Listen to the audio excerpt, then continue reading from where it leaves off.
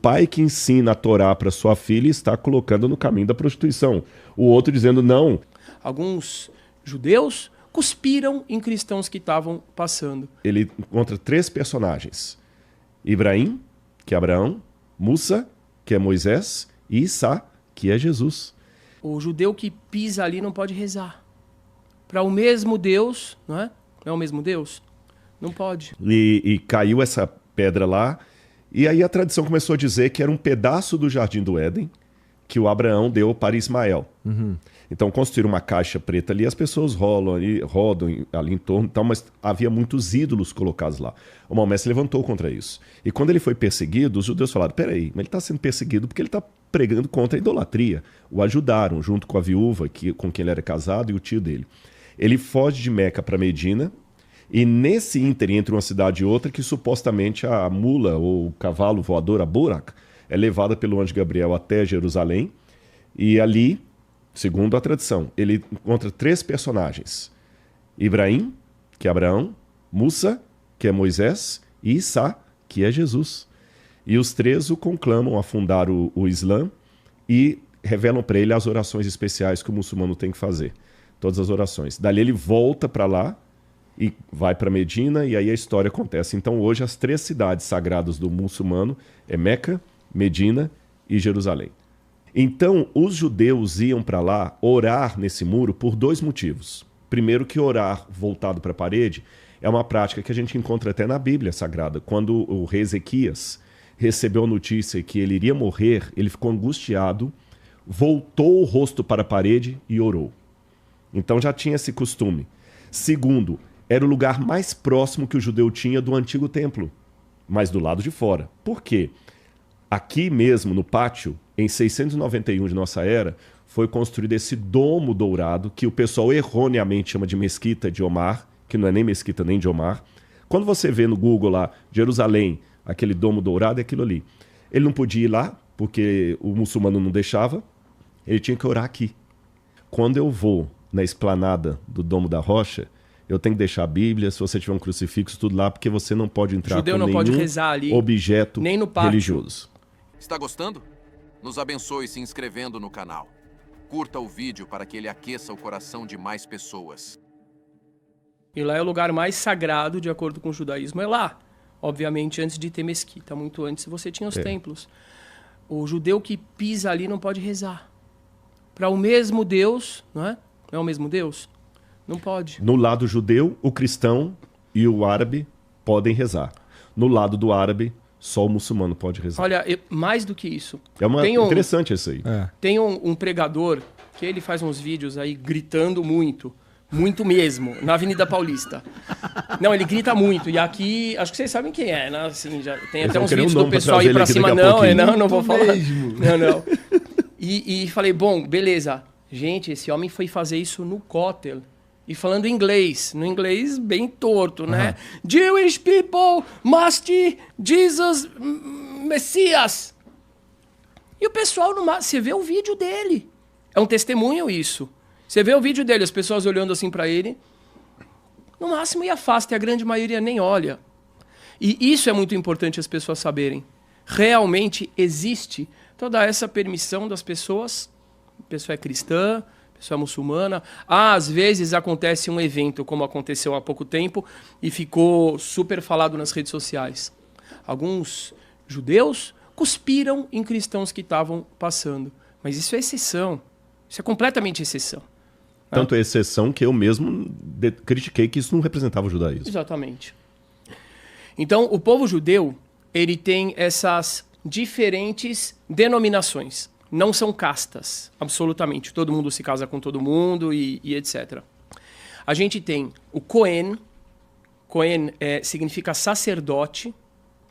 O primeiro sacerdote foi Arão, ou em hebraico, Aharon. Aliás, esse negócio de traduzir nome é terrível, né? Um dia eu vou fazer um livro sobre o sentido de todos os nomes e o sentido filosófico dos nomes em hebraico. Muito bem. Mas você tem Aharon, irmão de Moshe. Entendeu? Não, Moshe, entendi. entendeu? Opa, boa. Arão, irmão de Moisés. Ele é considerado o primeiro sumo sacerdote do povo de Israel. Todos os descendentes dele são Cohen. Então, por exemplo, hoje, você vai o fulano de tal, o sobrenome Cohen, quer dizer que ele é descendente de Arão. Agora, depois você tem um outro grupo que é o Levi. Já ouviu alguém com sobrenome Levi? Por exemplo, aquela calça jeans Levis, é derivado de Levi. Levi significa, é uma das 12 tribos, Reuven, Shimon e Levi, a terceira tribo de Israel. E essa tribo tinha a função de cuidar do templo. Então eles cuidavam da limpeza do templo, tocavam as músicas, eram os músicos, enquanto o Cohen, o sacerdote, ele fazia os sacrifícios e as oferendas. Fora esse grupo... uma coisa importante também. Cohen é da tribo de Levi. Pronto. Tá. Ou Porque seja, o irmão de Moisés era da tribo de Levi. É Levi, mas nem todo Levi é Cohen. Exato. Todo o resto é Israel. Todo mundo é Israel, na verdade, mas dentro dessa divisão a gente chama aquele ali é Cohen, Levi e o povão é Israel. Na época do templo, a única pessoa que podia entrar no lugar mais privado do templo, que era chamado Santo dos Santos, onde tinha a Arca da Aliança, as tábuas da lei, etc., era o Cohen Agadol, o sumo sacerdote. E ele só podia entrar ali uma vez por ano, no dia do Yom Kippur, na festa da expiação. Então ninguém mais podia entrar ali. Agora, cada setor ele era dividido. Então tem uma parte que só Cohen pode entrar, o sumo sacerdote. Aquela outra parte, qualquer Cohen pode entrar. Tá. Aquela outra parte, qualquer Levi pode entrar. E os israelitas só até aqui podem entrar. Muito bem. Tá. Então, e tem uma outra coisa também. Só podia se entrar nessas partes, e principalmente nas partes mais internas do templo, consideradas mais sagradas, se a pessoa estivesse ritualmente pura. Então ela não podia ter tocado num morto, não podia ter ido no enterro, e etc, etc. Então tinham várias regras rígidas. Portanto, muitos rabinos falam assim, é proibido qualquer judeu subir ali na esplanada da mesquita. Por quê? Porque qualquer lugar ali talvez era o Santo dos Santos. Tá. E quem que podia entrar? Só o sumo sacerdote, certo?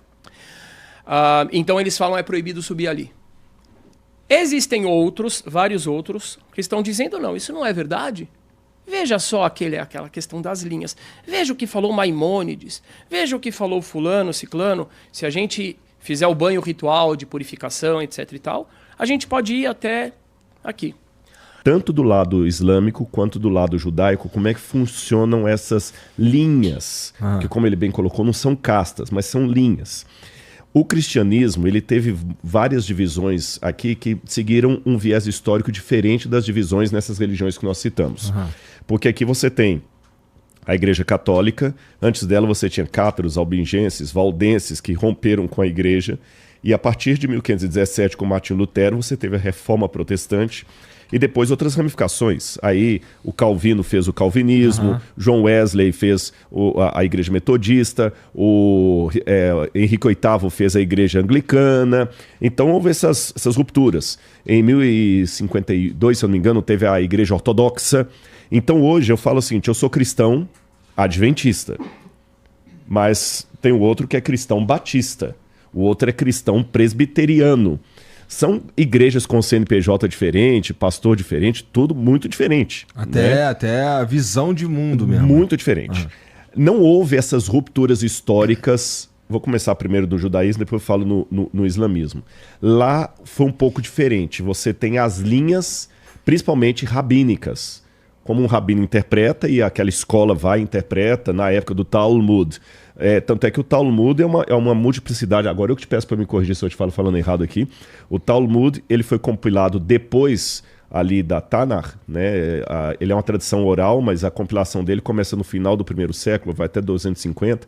Você tem um Talmud de Jerusalém, o outro babilônico, e lá você tem muito assim, o rabino fulano diz isso, aí o rabino Beltrano responde, e às vezes há ideias contraditórias, por exemplo, um rabino dizendo que o pai que ensina a Torá para sua filha está colocando no caminho da prostituição. O outro dizendo, não, é obrigação do pai ensinar a Torá para a filha porque ela que vai ensinar para os netos, e assim por diante. Você tem uma opinião, no Talmud também, desculpa, eu já te devolvo a palavra, que um não-judeu não pode estudar a Torá. Isso está difundido hoje na internet. Eu tive que levanta outra opinião e fala, pois é, mas tem uma outra opinião na mesma frase que diz que, ao contrário, que até um idólatra que estuda a Torá, o idólatra, ele é considerado mais importante do que o sumo sacerdote. Então, isso é muito importante, o que o Rodrigo está trazendo. O Talmud, eles são várias discussões e várias opiniões. Aí muita gente fala assim, mas está escrito tal coisa no Talmud. Eu falo, está escrito, eu acho isso um absurdo. Mas como está escrito lá? Ei, isso é uma opinião. E tem uma outra do lado que é o contrário. Tem até uma piadinha que eles contam, que uma vez um judeu, e ele não vai ficar ofendido não, porque é os próprios judeus que contam essas piadinhas aqui. Ah, não, mas isso aí que só o judeu... Vou contar. O judeu contando é normal, o outro cantando é antissemitismo, né? Mas diz que um judeu, ele caiu numa ilha, e ele ficou nessa ilha mais de 2 meses, solitário lá, e vivendo só com água de coco e peixe que ele pescava ali, era só peixe kasher, ele não pescava outro tipo de peixe, ele não comia outras coisas e tudo e tal. E depois o barco salva-vidas achou o judeu sozinho lá na ilha e ficaram admirados daquele camarada ali, né?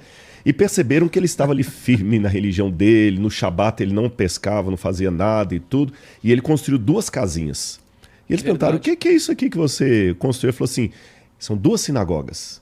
Porque, como judeu, todo Shabat eu tenho que ir para a sinagoga. Então, nossa, que fé bonita. O sujeito ali sozinho manteve o judaísmo dele. Mas por que construir 2 sinagogas? Ele falou, para ter certeza de qual que eu não entro. Então, quer dizer, tem essas piadas aí que o pessoal fala. Então... Mas ele foi ferido por causa das nossas transgressões e moído por causa das nossas iniquidades. O castigo que nos traz a paz estava sobre ele. E pelas suas pisaduras fomos sarados. Eu sou o caminho, a verdade.